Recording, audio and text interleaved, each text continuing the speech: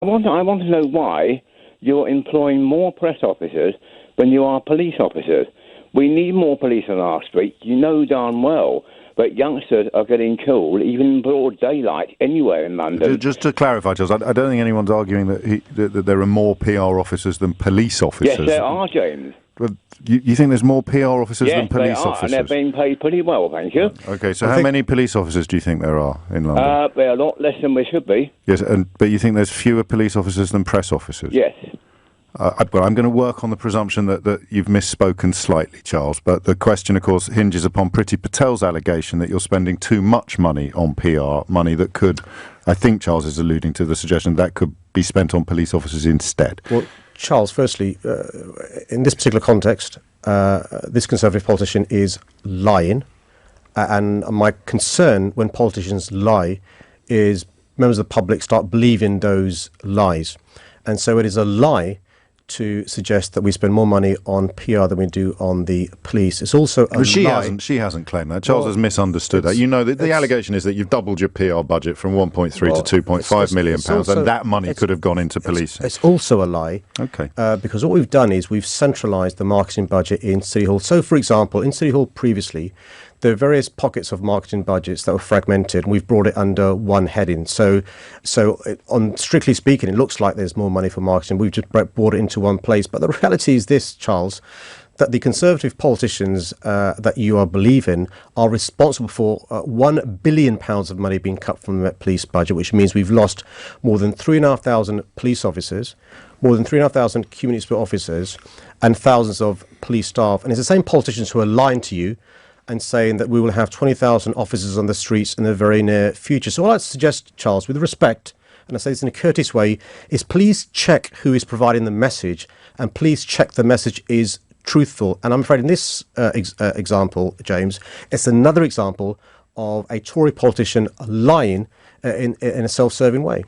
That's quite a strong... Well, actually, Charles, you presumably would like to come back at the Mayor, would you? Yes, I do, James. I don't agree with that. I do believe Priti Patel. I do believe the Conservative Party. I am a Conservative, very proud to be. It's always a left wing, but lie. Okay? Well, so you don't think that austerity happened? No, I do think austerity had to happen. And it involved cuts to the police service. The country was spending so what is it that the Mayor has said that you think is untrue? I think what the mayor said. I think it's untrue. Is what he's done is not that it's untrue. It's you just said you don't believe it. So what did he say that you don't believe?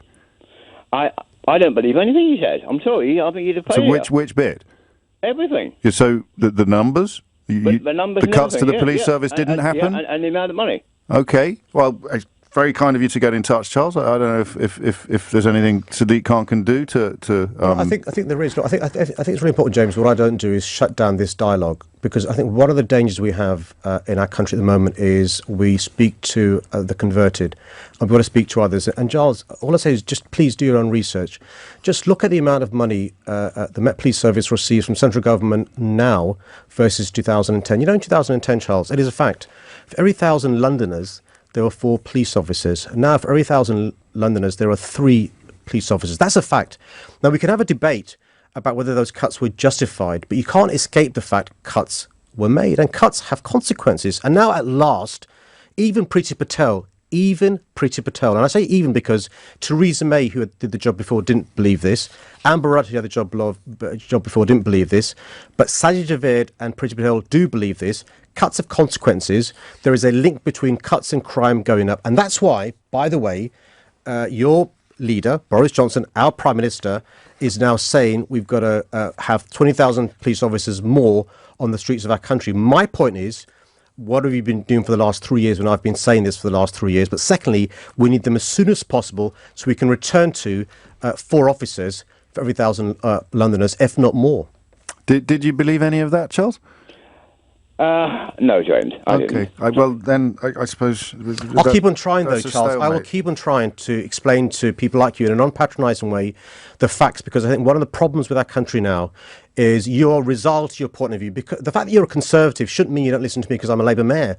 I genuinely think we've got to talk to each other and, you know, with respect, you know, the more you listen to me and I listen to you, we'll hopefully have less of this division and discord. And I genuinely think, the fact you're a Conservative shouldn't mean you don't look at the facts. And please, please, please look at the facts. Look at even what Priti Patel is saying, what Sadiq Khan is saying, and what Boris Johnson said on the doors of number 10 Downing Street. There's a problem here, isn't there? It's a bigger problem than Charles's news sources. You've accused Priti Patel of lying. I have. And Charles accuses you of lying. Now you're 100%. On one specific point. I'm not saying she always lies. No, I know you're not. But that is the problem, and it touches on the head of news at Channel 4's intervention in Edinburgh last week when she described Boris Johnson as a proven liar, and some suggestions that Channel 4 are therefore it's right of Downing Street to deny Channel 4 access.